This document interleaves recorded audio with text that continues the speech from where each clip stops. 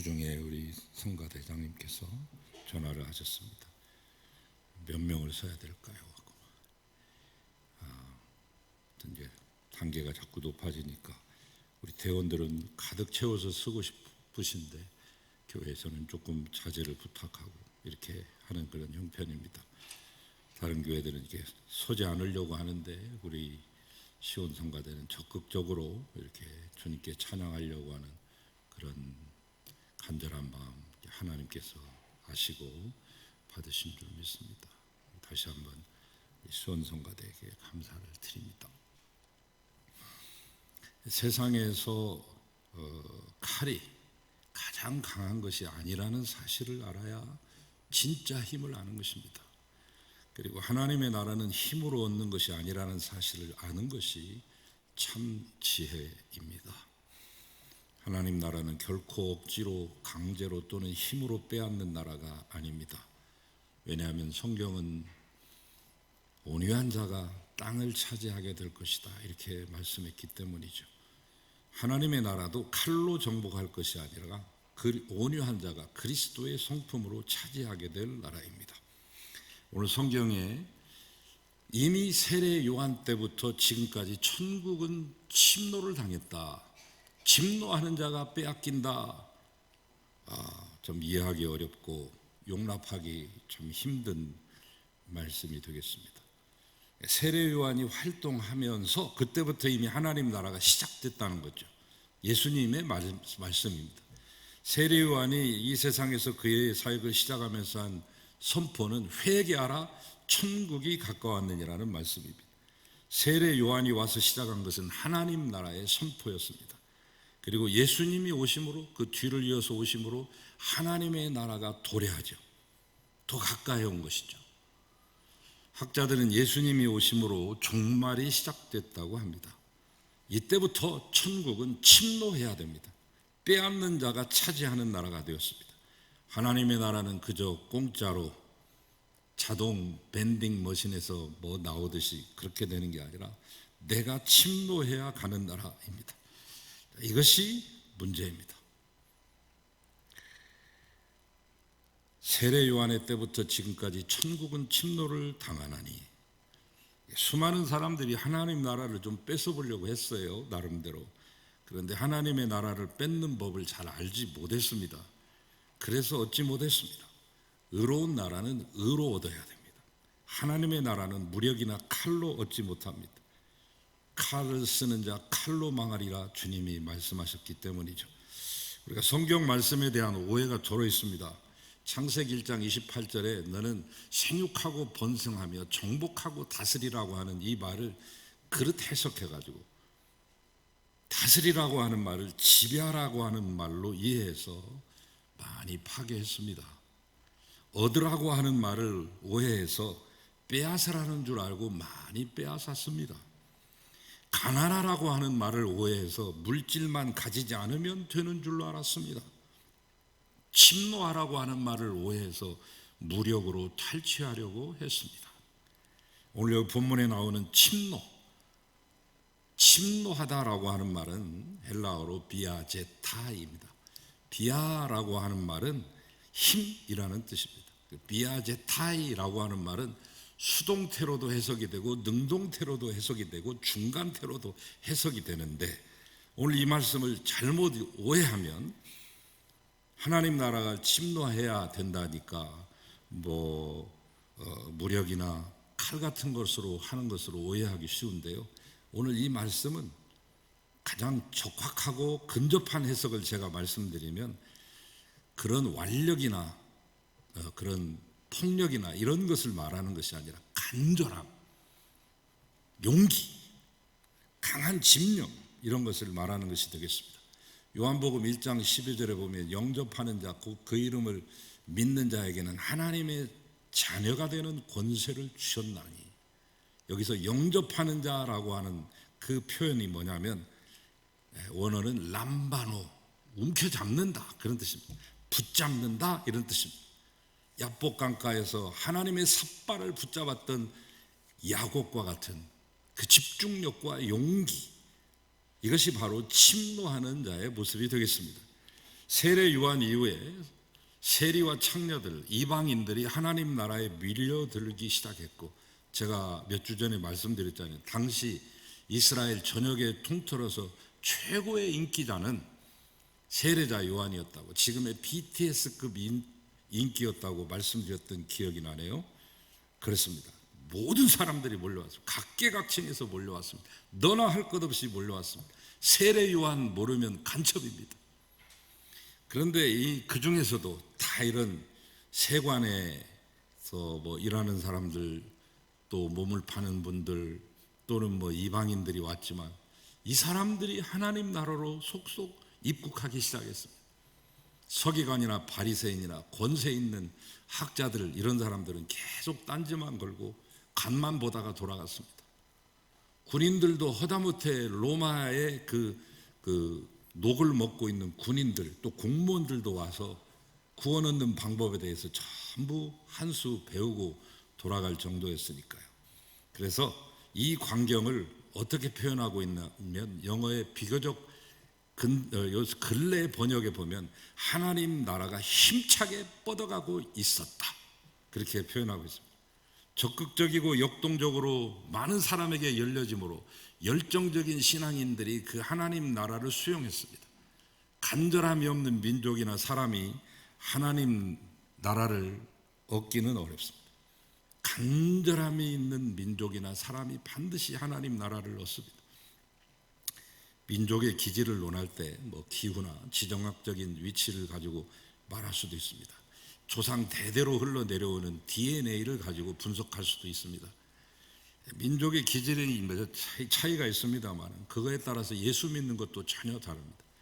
제가 지구촌 구석구석 가보지 않은 것이 없다, 이렇게 말씀드릴 수는 없지만, 또 비교적 군데군데 가봐야 될 곳들은 다녀보니까, 기후가 따뜻하면 그런 느슨한 열대지방 있잖아요. 거기 가면 예수 믿는 것도 좀 느슨합니다. 반면에 열정적인 남미에 가면 예수 믿는 것도 굉장히 열정적입니다. 지금 개신교가 가장 왕성하고 번성하는 것이 남미입니다. 우리나라 사람들은 어떠냐? 이 대한민국 성도들은 또 유별나죠. 우리의 기도는 가장 세계적으로 동적입니다. 쉴 새 없이 흔들어지고, 옆으로 흔들고 앞으로 흔들고, 입도 가만두지 않고 방언을 하고, 옛날부터 이 정한수 한 그릇 떠놓고 기도하는 습관이 몸에 배어서 그런지 정성도 아주 깊습니다. 동북아에 중국도 있고 일본도 있지만 그 중에 가장 종교성이 뛰어납니다. 전 세계적으로 오랫동안 하나의 민족이라고 하는 의식을 가지고, 저 구한말까지도 그랬으니까 전 국민이 하얀 옷을 차려입고 다니는 민족은 지구상에 존재하지 않았습니다. 왜냐하면 우리는 제사장 족속, 천손 민족이라고 하는 강한 뿌리 깊은 의식이 있었기 때문이죠. 그렇지 않으면 먹고 살기도 힘든데 뭘라고 하얀 옷 입고 다닙니까? 계속 그거 떼끼고 빨래 자주 해야 되는. 절에 가면 쉬지 않고 탑돌이를 합니다. 그만 좀 돌았으면 좋겠는데 쉬지 않고 돕니다. 온몸이 부서져라 삼보일배도 합니다. 산신앙 때문에 산기도도 가능합니다. 대형 심리, 즉 공명 심리도 있어서 큰 것도 좋아합니다. 이름에도 큰 대자가 많이 붙습니다. 대한민국, 대통령, 대학, 거기다가 대예배, 대신방, 이런 대형화의 열정 때문에 불과 기독교 역사 100년 만에 전 인구의 4분의 1이 예수를 믿게 되는 전무후무한 일이 발생하기도 하죠. 이런 열심, 이런 간절함, 이런 집중력이 하나님 나라를 얻게 만드는 것입니다. 에서는 야곱에게 장자권 빼앗깁니다. 장자권 당연히 자기 것인데 동생에게 그 팥죽 한 그릇에 빼앗겼습니다. 관능적인 탐닉에 빠져버렸습니다. 그가 얼마나 관능적인 탐닉에 빠진 탐욕의 사람, 식탐의 사람이었는가를 알려주는 대표적인 예가 있습니다. 그 팥죽을 나로 하여금 먹게 해달라. 오매 붉은 거, 오매 붉은 거, 하 아돔, 하 에돔, 하 에돔, 이렇게. 야, 그 붉은 거 빨리빨리 벌컥 먹고 싶다. 성경은 그 장면을 창세기 25장 마지막 절에 이렇게 기록하고 있습니다. 그가 먹고 마시며 일어나 갔더라. 와야칼 와시 예셋 와야캄 와에락 이렇게 했습니다. 와라고 하는 말은 영어 and 그리고 그가 먹었다. 그리고 그가 일어났다. 그리고 그가 갔다. 연속 동작으로 생각할 틈이나 여지가 없이 그냥 계속 해치워 버리는 것이죠. 복받기를 간절히 구하는 야곱이 뺏어갔습니다. 야복강가에서 천사와 씨름할 때도 끝까지 놓치지 않았습니다. 환도뼈 부러져도 이러한 간절한 마음이 하나님 나라를 차지하게 합니다. 16세기 스페인에 니콜라스라고 하는 아주 유명한 부자가 있었습니다. 젊은 나이인데 돈이 많아요. 재벌 아들 3세도 아닌데 돈이 많아요. 돈이 많다 보니까 권력도 저절로 따라붙었습니다. 그는 수완도 좋아서 돈과 권력을 모두 차지하고 있었습니다. 그의 수완을 잃게 하고 있었던 대주교가 자기의 관구 내에 불안정한 재적을 수습해달라고 특별히 청탁합니다. 니콜라스가 개입한 후에 신속하게 그 관구의 재정은 호전됩니다. 이 소식을 전해 들은 왕은 이 니콜라스를 이제는 왕궁으로 초청해서 불러들입니다. 먹고 마시게 하면서 왕의 재산을 좀 증식해달라는 거죠. 그리하여 마침내 왕실의 재산을 증식하게 해주고 그는 37살 나이에 스페인 최고위층의 자리에 앉게 됩니다. 권력을 가지니까 다른 권력자들도 와서 그에게 와서 머리를 조아리고 굽신거리기 시작합니다. 그러던 어느 날 천하제일의 이 니콜라스는 한 사나이를 만나게 되고 그의 인생이 운명이 바뀝니다. 그 사나이는 바로 십자가의 요한이라고 불리우는 사람입니다. 체격은 왜소하죠. 머리는 대머리고 돈은 하나도 없고 거렁뱅이 그냥 걸칠 것만 대충 걸친 현대판 세례자 요한과 같은 행색이었다고나 할까. 근데 이 요한이라는 사람은 아빌라의 테레사라고 하는 수녀하고 협력해가지고 금욕, 청빈, 단순한 삶을 규율로 하는 카르멜 수도회, 관상 수도회를 엄격하게 이를 데 없는 관상 수도회를 만들죠. 우리 조병옥 박사교 쪽으로 가다 보면 카르멜 수도회, 우리나라에 유일하게 있는 최초의 봉쇄 수녀원이죠. 이 카르멜 수도회 이름도 똑같네요. 도미니크 수도회, 프란체스코 수도회 같이 탁발 수도회입니다. 탁발은 지발, 봉발이라고도 하는데 뭐냐면 빌어먹는 거. 그릇 갖고 가지고 빈 그릇 갖고 와서 채워달라고 해서 그 빌어 가지고 와서 같이 먹고, 이게 탁발입니다. 그런데 이들은 특징이 또 하나 있어요. 탁발 플러스 맨발입니다. 그냥 보통 탁발하는 사람들하고 우리는 다르다라고 하는 걸 표현하기 위해서 맨발의 수도회입니다. 니콜라스, 스페인 최고의 부자가 이 보잘것없는 이 세례자 요한을 만나자 그는 왕궁을 떠납니다. 자기가 갖고 있던 돈을 다 모든 이들에게 나눠줍니다. 그리고 이 맨발의 카르멘 수도회에 입회하게 되죠. 하나님의 나라는 돈으로나 칼로나 힘으로 권력으로 침노하는 것이 아니라 무소유로 침노하는 것임을 깨달았던 것입니다. 12절 하반절에 보면 침노하는 자는 빼앗느니라. 침노하는 자, 강탈자, 난폭자, 이런 부정적인 의미가 강하게 있는데요. 여러분, 콜럼버스가 침략자입니까? 유명한 발견을 한 발견가? 여행가? 사업가입니까? 엄밀한 의미에서 보면 발견한 게 아니잖아요. 수만 년 전부터 거기 살고 있던 원주민들이 만들어 놓은 그 토양을 다 분탕질하고 수많은 사람들을 노예로 끌려가, 그리고 그들이 묻혀온 병균에 의해서 수많은 사람들이 죽습니다. 발견이 아니죠. 남이 살고 있는 그 집주인이 있는 데 가서 내가 발견했다, 발견했으니까 내 거다, 이런 서양식의 사고. 그래서 30만 명, 콜럼버스가 첫 번 발을 디뎠던 곳은 지금의 중미 지역입니다. 거기에 있었던 원주민이 한 30만 명 됐는데 몇 년 뒤에 다 멸종됐습니다. 잡아가서 죽이고 소년들도 다 노예로 말 안 들으면 손 잘라버리고 목 잘라버리고 유럽으로 데리고 가서 하인 한여시키고 금 다 강탈해 가버리고 1492년 10월 12일이 바로 그날인데, 도착한 날인데, 그래서 미국은 콜럼버스 데이라고 해서 국경일로 지키고 있습니다. 그러나 이 평가가 날로 험악해짐에 따라서 콜럼버스의 동상이 무너지고 목이 부러지고 물속에 빠져버리고 콜럼버스를 학살자라고 하는 그런 새로운 평가가 나와가지고 각 주마다 다르지만 이제는 거의 콜럼버스 데이라고 안 합니다.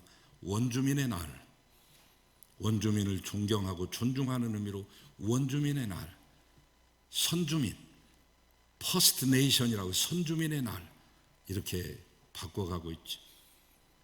여러분, 일본도 마찬가지 아니에요. 우리나라에 침략했잖아요. 1905년에 을사늑약을 맺습니다. 외국어를 빼앗아가기 위한 강제 조약이었습니다.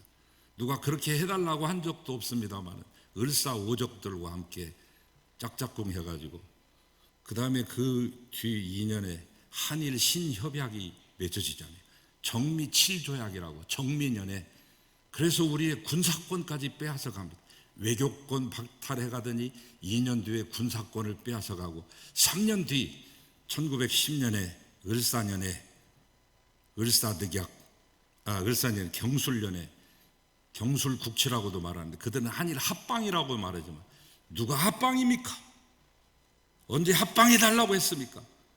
빼앗아 간 것이지. 병탄입니다. 병탄. 여러분, 그래서 우리는 지금까지 일본에 대한 감정이 좋지 않습니다. 110년이 지났는데도 왜? 그들은 침입자니까. 그것도 무단 침입자니까. 그러니까 침노, 침입, 침탈 이런 거 하면은 강하게 부정적인 이미지가 저나 여러분에게 있는데, 그런데 성경에서는 그것이 꼭 나쁜 의미로만 쓰여진 게 아닙니다. 침노한다. 목적한 바를 위해서 열심히 결사적인 노력을 경주하는 사람을 일컫는 것이죠. 여기서 침노하는 자는 빼앗느니라 라고 하는 말의 원어를 보니까 하파로 주신 아우텐이라고 하는 말인데, 이 말은 탁 움켜잡는다는 것입니다. 독수리가 자기보다 더 큰 물체를 들어 올릴 수 있는 것은 이 발톱에서 팍 한번 찍었을 때 살갗 속으로, 피부 속으로 팍 들어가서 절대 놓치지 않게끔 완전히 장착되는 것입니다. 그것처럼 딱 붙잡는다는 말이에요. 빼앗느니라고 하는 말은 독수리가 한 마리의 큰 염소, 절벽에서 풀뜯고 있는 염소를 낚아챌 때, 제가 이 설교를 준비하기 위해서 독수리의 마음으로, 독수리의 눈으로, 독수리의 속도로 한번 볼 수 없을까 해서 동영상을 뒤져서 독수리 머리 끝에다가 카메라를 달아서 독수리가 활강하고 쫙 절벽 밑으로 내려가는 그 동영상을 어제 35초 동안 보고 왔는데 지금도 막 가슴이 시원합니다. 얼마나 내리꽂고 가는지. 180km에서 빠르면 400km까지 직강합니다. 한번 탁 물고 나서 절벽 끝으로 딱 직강하여서 높은 위치에서 탁 염소 떨어뜨리면 탁 염소가 실신할 거 아니에요. 여유 있게 그 먹이를 먹습니다. 그러나 그 여유를 찾기까지는 집중하는 것입니다. 호랑이가 토끼 한 마리 잡기 위해 전력 질주하는 거 아시죠? 동물의 세계, 동물의 왕국, 퀴즈 탐험, 신비의 세계, 내셔널 지오그래픽 다 보셔서 아시죠? 저는 인상 깊게 본 장면이 사자가 톰슨 가젤, 원래는 이제 소목과에 속하는데 우리가 영양이라고도 말하죠. 이 톰슨 가젤을 잡아먹기 위한 그 장면, 그 사력을 다하는 장면을 보고 크게 느낀 바가 있습니다. 여러분, 사자가 굶는다고 하면 여러분 이해가 가세요? 사자도 쫄쫄 굶는 때가 많습니다. 왜냐하면 못 잡아올 때가 많아요. 성공 확률이 10번 출정하면 딱 2번 정도 잡아오면 많이 잡는 거예요. 왜냐하면 속도가 똑같아. 사자의 최대 속도는 시속 80km. 이 톰슨 가젤도 시속 80km로 갑니다. 계속 갑니다. 근데 톰슨 가젤은 500m 이상 1km도 그 속도로 뛰어가는데 사자는 500m 정도가 한계예요. 왜냐하면 털이 많기 때문에 더워가지고 쪄 죽습니다. 500m 뛰고 더 뛰었다가는 죽을 뻔하니까 500m 안에서 승부를 내야 되는데 가장 승률이 높을 때가 언제냐? 사자가 굶어 죽을 지경이 되었을 때 목숨 걸고 뛰는 것이죠. 그리고 탈출하는 확률도 똑같은 거 아니에요? 톰슨 가젤의 입장에서 보면 어느 때 제일로 빠져나올 수 있느냐? 죽을 힘을 다해서 도망갈 때죠. 맹자가 쓴 글 가운데 천장감 대임 어서이냐라고 하는 그런 글이 있습니다. 하늘이 사람을 장차 중대한 일에 맡기려 할 때, 이런 뜻이거든요. 천장감 대임 어서이냐, 하늘이 사람에게 장차 중대한 일을 맡기려고 할 때 어떤 현상이 일어나느냐? 그 사람으로 하여금 굶게 하고, 그 사람으로 하여금 넘어지게 하고, 그 사람으로 하여금 처절하게 하고, 그 사람으로 하여금 밑바닥에 처했을 때 절실함을 가지고 다시금 일어서는 그 사람을 하늘이 쓴다라고 하는 그런 말이에요. 야곱과 에서를 다시 볼까요? 형의 장자권 뺏고 아버지 축복권까지 빼앗아갔는데, 빼앗은 다음에 얼른 도망치죠. 에서가 뒤늦게 와가지고 이 텐트를 제끼면서 아버지 근데 혹시 그놈이 그 장자권 뺏어갔는데 축복권이라도 남은 거 있을까요? 그러니까 야야 너 왜 이제 왔냐? 축복권 없어. 아니 조금 남은 부스러기라도 없어요? 그러니까 아들아 내가 네 동생 야곱에게 다 주었으니 내가 너에게 무엇을 할 수 있겠느냐? 이삭의 이 대답은 굉장히 중요한 점을 시사하고 있는 것입니다. 하나님의 복을 한번 빼앗기면 다시 얻지 못합니다. 빼앗기고 나면 비참합니다.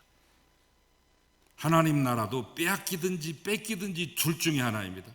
하나님 나라를 뒤에 다시 얻을 수 있습니까? 죽은 자를 위해서 여러분이 기도하시면 죽으신 그분이 구원을 다시 얻을 수 있습니까? 그건 안 된다. 예수님이 나사로와 이 거지 부자와 이 거지 나사로의 비유를 통해서 말씀하셨잖아요. 죽은 사람에서 아무리 여기서 기도하고 북치고 장구치고 해도 그 사람이 다시 살아오는 법도 없고 지옥에 있는 자가 천국으로 올라가는 일도 없다. 한번 잃으면 다시 얻을 수 있는 방법이 우리에게 없습니다. 엘리사는 엘리야의 제자입니다. 엘리야가 이제 소명을 마치고 떠나려고 하잖아요. 그러니까 쫄쫄쫄쫄 떠나다니면 야 따라오지 말라니까. 길갈에서도 따라가고 너 여기 진짜 있어라. 그런데 베델을 가도 거기 따라오고 여리고 가도 쫄쫄 따라오고 이제는 승천을 위해서 요단강가에 직전에 이르렀을 때도 돌아가지 않고 그림자처럼 밀착합니다. 끝까지 떠나고 있지 않자. 너 도대체 원하는 게 뭐야? 라고 말해요. 당신의 영감을 갑절이나 받게 하소서. 여기서 말하는 것은 갑절은 더블이나 곱빼기를 말하는 게 아닙니다. 양을 말하는 게 아닙니다. 유대 나라에서는 장자와 차자가 있으면 장자는 3분의 1을 주고요, 차자는 3분의 1을 가져갑니다. 그러니까 차자보다는 장자가 2배를 받는 겁니다. 2배를 달라고 하는 것은 장자의 몫을 달라는 것입니다. 당신의 족통자, 당신의 후계자로 내가 서고 싶습니다. 이 이스라엘이 암울하고 어려운 이 시대, 당신이 지금까지 이 이스라엘의 아버지가 되어주시고 우리의 인도자가 되어주셨는데 이제 하늘로 가시면 누가 남습니까? 제가 해야 되지 않겠습니까? 이런 간절한 용기가 하나님 나라도 차지하게 합니다. 빼앗기는 자와 빼앗는 자의 차이를 아시나요? 하나님의 마음과 일치한 간절함과 의지와 그 노력이 하나님 나라를 차지하게 하고 그렇지 못하면 뺏기는 것입니다. 우리말에 이런 말이 있죠. 어차피 나이 먹을 거면 아름답게 듣자. 여러분 쓸데없이 세월에 저항하지 마시기 바랍니다. 봄날의 벚꽃도 아름답지만 가을의 낙엽도 맛이 납니다. 아침 햇살 떠오르는 이 일출도 아름답지만은 일몰 그 낙조 또한 그 황혼이 더 아름답습니다. 얼마 전에 어떤 유명한 강사가 자기 그날의 강의 타이틀을 뒤에다 딱 크게 써붙인 걸 봤어요. 가끔 저도 이제 강의 잘하신다고 하는 분들 봐야 될 거 아니에요. 우리 기독교만 보는 게 아니라 여러 종교 다 봅니다. 원불교도 보고 유교도 보고 캐톨릭도 보고 불교도 보고 증산도도 봅니다. TV에 나온 것은 제가 다 섭렵은 못하지만 그래도 그분들이 뭔 얘기를 하는가를 알아야, 우리의 전도의 대상자들인데 궁극적으로 서로 알아야 될 거 아니에요. 그 유명한 법 머시기 승려께서 뒤에다가 딱 쓰셨대요. 잘 물든 단풍은 꽃보다 아름답다. 그날의 강의 주제가 그것이었던 것 같아요. 근데 사실은 이 말은 수백 년 전에 괴테가 했던 말에서 나온 것입니다. 괴테가 뭐라고 그랬어요? 떨어지는 저 낙엽은 그냥 낙엽이 아니라 단풍되어 떨어지니 그 단풍은 제2의 꽃이다. 봄에 피는 꽃만 꽃이 아니라 단풍지는 저 낙엽 또한 꽃이다. 늙어가는 것이 아니라 익어가는 것이라고, 인생은 익어가는 것이라고 말했던 그 노사연의 그 노래처럼 기왕 늙을 때 아름답게 늙어야 될 거 아닙니까? 유태인들의 속담 가운데 이런 말이 있어요. 어차피 같은 햄을 먹을 바에는 맛있게 먹자. 유대인들은 햄을 안 먹습니다. 우유도 골라서 먹습니다. 돼지가 있기 때문에 돼지로 만든 햄 쳐다도 안 봅니다. 그러나 어쩔 수 없이 굶어 죽게 되었다거나 이거 아니면 살 수 없다고 하는 그 처지에 놓였다고 하면 어차피 먹을 햄이라면 맛있게 먹어주자. 여러분, 우리가 어차피 예수님 믿을 거라면 좀 간절하게 믿읍시다. 열정으로 축복을 구합시다. 믿음에는 좀 욕심이 있어야 믿는 재미도 있습니다. 여러분, 예배 드릴 때 이 앞자리도 사모해보고 또 성경 통독한다면 꼭 일독 정도는 한번 도전도 해보고, 봉사하는 데 빠지지 말고 입으로만 하지 말고, 왜 이것을 안 합니까 하는데 실제로 그 말하는 사람은 자기 집에 있습니다. 거의 안 나옵니다. 100번을 말했으면 한 번 정도라도 나와야 될 거 아니에요. 전도에 목숨을 걸고 열심히 하면 예수 믿는 맛이 생겨납니다. 말씀을 정리하려고, 이탈리아 남부 지역에 여행을 했던 적이 있습니다. 거기 가면 이제 유명한 산이 있죠. 유럽에 유일하게 남아있는 활화산, 그 이름도 유명한 베수비우스 화산입니다. 베수비우스 산입니다. 1000년에 한 번씩 터진다는 그 폭발의 위력이 원자폭탄 수백 배가 넘는다는 그 유명한 베수비우스 화산. 1880년에 거기로 올라가는 이 그 산악 열차, 케이블카가, 여러분, 공중으로 떠가는 것만 케이블카가 아니에요. 이 땅으로 이렇게 쭉 가는, 산으로 올라가는 거, 평지로 가는 것도 다 케이블카입니다. 이탈리아의 케이블카가 푸니쿨리. 그래서 노래가 생겨났어요. 푸니쿨라. 케이블카를 만들어 놨는데 이거 화산 터지면 어떻게 하나 불안해서 아무도 안 타고 올라가는 거예요. 망하게 생겼어요. 그래서 노래를 하나를 만들어요. CM송. 유혹하는 노래죠. 무서운 저 불 뿜는 저 화산이 있을지라도 우리 가자 얌마 가자 저 산으로 올라가자라고 하는 그런 유명한 노래가 탄생합니다만, 그 지역에 이제 나폴리도 있고 조금 떨어져서 소렌토도 있는데 가장 가까운 도시가 뭐냐면 폼페이입니다. 로마의, 당시 이탈리아 로마의 로마 제국의 가장 멋진 휴양지예요. 거기 모든 게 다 있습니다. 환락과 쾌락과 모든 것들이 다 구비되어 있습니다. 그냥 완전히 세트로 다 있습니다. 그곳에 이제 79년 8월 14일에 폭발이 돼가지고요, 폼페이 그 가장 가까운 그 도시가 폐허가 되죠. 폐허가 이제 화산재가 내려앉아서 낮게는 4m, 높게 내려앉은 데는 27m까지 됩니다. 그래서 1748년부터 그때 이제 발굴하기 시작했는데, 저는 한 20여 년 전에 간 것 같아요. 정확한 연도를 모르겠는데 가보니까 뭐 대단합니다. 5분의 3만 지금 발굴해 놨는데 그거 다 보려면 한 2박 3일 해야 돼요. 잠깐 우리는 한 서너 시간 가서 보고 오는 거니까 얼마나 받겠습니까? 그 짧은 시간에 보고 오는 동안에도 참 대단한 도시다, 그런 생각을 했습니다만, 제가 드리려고 하는 것은 거기에서 화산재가 내려앉으면서 순간 모두가 다 화석이 되는데 해골이 발견됐죠.